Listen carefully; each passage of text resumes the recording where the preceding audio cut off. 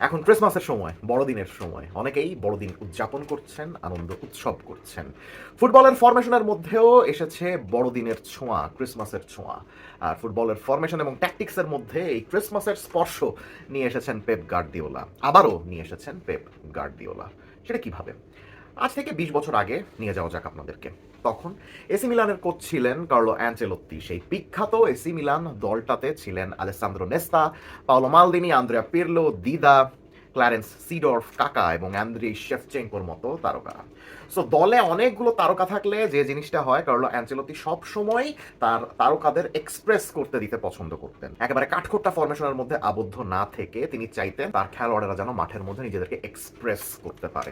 যে কারণে উনি তখন তার খেলোয়াড়দের সঙ্গে ডিসকাস করে একটা ফরমেশন নিয়ে এসেছিলেন, ইন্ট্রোডিউস করেছিলেন, যে ফরমেশনটাকে বলা হয় ক্রিসমাস ট্রি ফরমেশন। সেখানে 4জন ডিফেন্ডার থাকে, তার সামনে 3জন মিডফিল্ডার থাকে, তার সামনে 2জন অ্যাটাকিং মিডফিল্ডার থাকে এবং সবার সামনে একজন স্ট্রাইকার থাকে। দেখেন প্রত্যেকটা স্টেজে একজন একজন করে খেলোয়াড় কমছে এবং যে কারণে ফরমেশনটা একটা ক্রিসমাস ট্রি এর মতো হচ্ছে, একটা পিরামিডের মতো হচ্ছে, 3 কোণা হচ্ছে। সো এটাকে বলা হতো ক্রিসমাস ট্রি ফরমেশন। সেখানে কোনো নমিনাল উইঙ্গার থাকতেন না, কোনো প্রথাগত উইঙ্গার থাকতেন না। 2জন আক্রমণাত্মক মিডফিল্ডার একজন স্ট্রাইকারের পেছনে স্বাধীনভাবে চলাফেরা করতেন। কোচ কার্লো অ্যানচেলোত্তি বের করেছিলেন এভাবেই তার স্কোয়াডে থাকা সুপারস্টারদেরকে সবচেয়ে ভালোভাবে ইউটিলাইজ করতে পারবেন তিনি। ওই ট্যাকটিক্স, ওই ফরমেশন এই ক্রিসমাস পিরিয়ডে ম্যানচেস্টার সিটিতে নিয়ে এসেছেন পেপ গার্দিওলা এবং তাতে সবচেয়ে বেশি উপকৃত হচ্ছেন তার দলের নতুন আসা জাদুকর রায়ান শেরকি। এই সিজনে রায়ান শেরকি লিও থেকে ম্যানচেস্টার সিটিতে যোগ দিয়েছিলেন এবং আমরা এক্সপেক্ট করেছিলাম যে তিনি যেরকম ট্যালেন্টেড ফুটবলার এবং যেরকম অ্যাস্থেটিক ফুটবলার তিনি ম্যানচেস্টার সিটিতে সফল হবেন আমরা এক্সপেক্ট করেছিলাম। আমারও এর আগে রায়ান শেরকিকে নিয়ে আমি যে ভিডিও করেছিলাম সেখানে আমি এক্সপ্লেইন করেছিলাম যে he has the potential to be a successful signing under Pep Guardiola. তবে এত তাড়াতাড়ি এভাবে যে তিনি ম্যানচেস্টার সিটিতে নিজেকে এক্সপ্রেস করতে পারবেন সেটা হয়তো আমরা অনেকেই বুঝতে পারিনি। বাট এবার আমরা দেখছি যে 6 মাস যেতে না যেতেই ইংলিশ প্রিমিয়ার লিগে আলো ছড়াতে ছড়াতে পাগল করে দিচ্ছেন এই রায়ান শেরকি এবং কেভিন ডে ব্রুইনার অভাব একেবারেই মনে করতে দিচ্ছেন না সমর্থকদের। এর মধ্যেই if I am not wrong তার 7টা অ্যাসিস্ট হয়ে গিয়েছে এবং 10টারও বেশি চান্স ক্রিয়েট করে ফেলেছেন, গোল করার চান্স ক্রিয়েট করে ফেলেছেন। তার থেকে বেশি অ্যাসিস্ট বা গোল করার চান্স ক্রিয়েট এখনো কেউ করতে পারেনি। That is quite impressive and behind that there is this one Christmas tree formation. So Manchester সিটির ক্রিসমাস ট্রি ফরমেশনটা কিরকম দেখে নেওয়া যাক।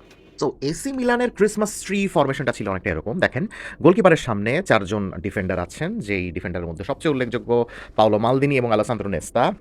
তাদের সামনে যে লাইনটা আছে সেই লাইনে একজন খেলোয়াড় কম আছে, সেখানে 3জন সেন্ট্রাল মিডফিল্ডার রয়েছেন। এখানে আমরা দেখতে পাচ্ছি আন্দ্রেয়া পিরলোকে, মাসিমো আম্ব্রোসিনিকে বা গাত্তুসোকে। তাদের সামনে যে খেলোয়াড়দের লাইনটা আছে সেখানে আবার আরও একজন কম আছে, তারা অ্যাটাকিং মিডফিল্ডার ভূমিকায় খেলছেন। সেখানে খেলছেন কাকা এবং সিডর্ফ এবং উপরে একদম টিপ অফ দি আইসবার্গ একজন স্ট্রাইকারের ভূমিকাতে খেলছেন। সেই স্ট্রাইকারের ভূমিকাতে কখনো কখনো ইনজাগি খেলতেন বা কখনো কখনো অ্যান্দ্রি শেফচেঙ্কো খেলতেন। আবার অ্যাটাকিং মিডফিল্ডারের ভূমিকাতে আমরা এখানে সিডর্ফ এবং কাকাকে দেখছি। কখনো কখনো সিডর্ফ 3জন সেন্ট্রাল মিডফিল্ডারের মধ্যে একজন হয়ে যেতেন এবং অ্যাটাকিং মিডফিল্ডারের ভূমিকায় কাকার পাশে রুই কস্টা খেলতেন। সো মোটামুটি ক্রিসমাস ট্রি ফরমেশনটা ছিল এরকম এসি মিলানের ক্ষেত্রে। এখন ম্যানচেস্টার সিটির পেপ গার্দিওলা কিভাবে এই ক্রিসমাস ট্রি ফরমেশনটাকে নিয়ে এসেছেন দেখা যাক। গত কয়েক ম্যাচ ধরে আমরা দেখছি এভাবে একটা ক্রিসমাস ট্রি ফরমেশন খেলাচ্ছেন পেপ গার্দিওলা, যেখানে 4জন ডিফেন্ডার রয়েছেন যথারীতি। একজন ডিফেন্সিভ মিডফিল্ডারের ভূমিকাতে খেলছেন নিকো গনজালেস, ডান দিকে বার্নার্ডো সিলভা আছেন, বাম দিকে টিজানি রাইন্ডার্স আছেন এবং 3জনের সামনে কোনো প্রপার উইঙ্গার খেলাচ্ছেন না আপাতত পেপ গার্দিওলা। সেখানে তিনি 2জন নাম্বার 10কে খেলাচ্ছেন, যারা কিনা 2 সাইড থেকে বা 2 উইং থেকে এভাবে ড্রিফট করে মাঝখানে চলে আসছেন এবং আর্লিং হালান্ডকে প্রতিপক্ষের ডি বক্সে রিলিজ করতে সাহায্য করছেন।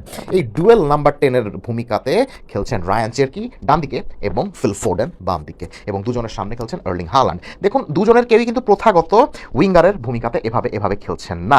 আগে আমরা রাহিম স্টার্লিং এর ক্ষেত্রে যেটা দেখতাম বা আগে আমরা রিয়াদ মাহরেজের ক্ষেত্রে যেটা দেখতাম, লেরয় সানের ক্ষেত্রে যে জিনিসটা দেখতাম যে ম্যানচেস্টার সিটির উইঙ্গাররা এভাবে উইডথ মেনটেন করতেন মূলত। কিন্তু এখন আমরা দেখছি পেপ গার্দিওলা অনেক বেশি ফ্লেক্সিবল হচ্ছেন এবং উইঙ্গারদেরকে খুবই ক্লোজ প্রক্সিমিটিতে খেলাচ্ছেন। ফলে সবচেয়ে সুবিধা হয়েছে রায়ান চেরকির। তিনি যেহেতু অ্যাম্বিপেডাল খেলোয়াড়, 2 পায়ে সমানভাবে ভাবে খেলতে পছন্দ করেন এবং দুর্দান্ত অ্যাস্থেটিক খেলোয়াড়, অসাধারণ ড্রিবল করতে পারেন, যখন দরকার পেস কমাতে পারেন, বাড়াতে পারেন, এরকম তার খেলা দেখলে তার খেলা দেখাটা একটা চোখের শান্তি আসলে। সো এরকম দুর্দান্ত অ্যাস্থেটিক খেলোয়াড়কে যদি সেরকম এক্সপ্রেস করার মতো ক্যানভাস না দেন আপনি, তাহলে কিন্তু সে আর্টিস্টের মতো ফুল ফুটাতে পারে না খেলার মাঠে। সো পেপ গার্দিওলা বুঝতে পেরেছেন যে তার হাতে কত বড় একটা প্রোডিজিয়াস ট্যালেন্ট রয়েছে, এবং বুঝতে যেহেতু পেরেছেন তাই রায়ান চেরকিকে ওই সাহায্যটা করছেন যাতে তিনি মাঠের মধ্যে নিজেকে ভালো মতো এক্সপ্রেস করতে পারেন। রায়ান চেরকি কখনো কখনো সাইডে এভাবে কিন্তু চলে যাচ্ছেন। যখন উনি সাইডে চলে যাচ্ছেন তখন মজার ব্যাপার হলো বার্নার্ডো সিলভা মাঝখানে এসে ইনভার্ট করছেন এবং এই হাফ স্পেসগুলোতে খেলছেন। আবার রায়ান চেরকি যখন সুন্দর মতো ভেতরে ঢুকে যাচ্ছেন তখন কিন্তু এই উইডথ এভাবে মেনটেন করছেন ম্যাথিউস নুনেসকে এভাবে সাইড লাইন বরাবর খেলতে দেখে তখন আবার যে জিনিসটা দেখছি, রুবেন দিয়াস, গাভার্দিয়েল এবং নিকো ওরাইলি এভাবে ইনভার্ট করে ঢুকে যাচ্ছেন এবং নুনেসকে সামনে চলে যেতে সাহায্য করছেন। বার্নার্ডো সিলভাও এভাবে ঢুকে যাচ্ছেন যাতে চেরকি এ সকল জোনগুলোতে ইনফ্লুয়েন্স করতে পারেন। এখন চেরকির পায়ের যখনই বল আসছে বা বাম দিকে থাকা ফিল ফোডেনের পায়ে যখনই বল আসছে, আর্লিং হালান্ডের যেহেতু স্পেস ক্রিয়েশনের ক্ষমতা অনেক বেশি ডিবক্সের মধ্যে, তিনি চট করে ডিবক্সে ঢুকে গিয়ে গোল করার মতো জায়গাতে চলে যাচ্ছেন।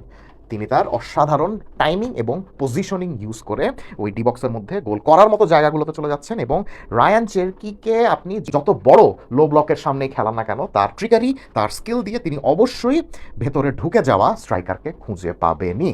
আমি এর আগের একটা ভিডিওতেও কিন্তু রায়ান চেরকিকে নিয়ে বলেছিলাম যে ম্যানচেস্টার সিটির এগেনস্টে most of the teams will play in a low block, অর্থাৎ আমরা দেখব যে most of the games Manchester city অনেক বেশি বল ডমিনেট করে খেলবে, অনেক বেশি বল পজেশনে রেখে খেলবে এবং তাদের এগেনস্টে প্রতিপক্ষরা লো ব্লক মেনটেন করে খেলবে, বাস পার্ক করতে চাইবে। সম্প্রতি নটিংহ্যাম ফরেস্টের এগেনস্টে ম্যাচটাতে আমরা যেরকম দেখলাম যে তারা গোটা ম্যাচই অফ দ্য বল সিচুয়েশনে 5-4-1 বা 4-5-1 এরকম একটা ফরমেশন মেনটেন করে লো ব্লক মেনটেন করে খেলছিল যাতে কোনোভাবেই রায়ান চেরকি, ফিল ফোডেন এবং আর্লিং হালান্ড স্পেস না পান। কিন্তু এর আগের ভিডিওতেও আমি বলেছিলাম, এই ভিডিওতেও বলছি, রায়ান চেরকির এগেনস্টে লো ব্লক মেনটেন করে খেললে আরও সমস্যা। কারণ আপনি যদি রায়ান চেরকির এগেনস্টে লো ব্লক মেনটেন করতে চান তাহলে রায়ান চেরকির পায়ে অনেক সময় ধরে বল থাকবে, এবং তার মতো আর্টিস্টের পায়ে অনেক বেশি সময় ধরে বল থাকা মানে উল্টো প্রতিপক্ষের সুইসাইডের সমান। কারণ প্রতিপক্ষ যতই লো ব্লকে খেলুক না কেন, রায়ান চেরকি যদি অতিরিক্ত সময় ধরে বল কন্ট্রোল করেন তাহলে তিনি কোনো না কোনোভাবে তার ট্রিকারে দিয়ে বলটা স্ট্রাইকিং পজিশনে পৌঁছাবেনি, অ্যাসিস্ট করবেনি।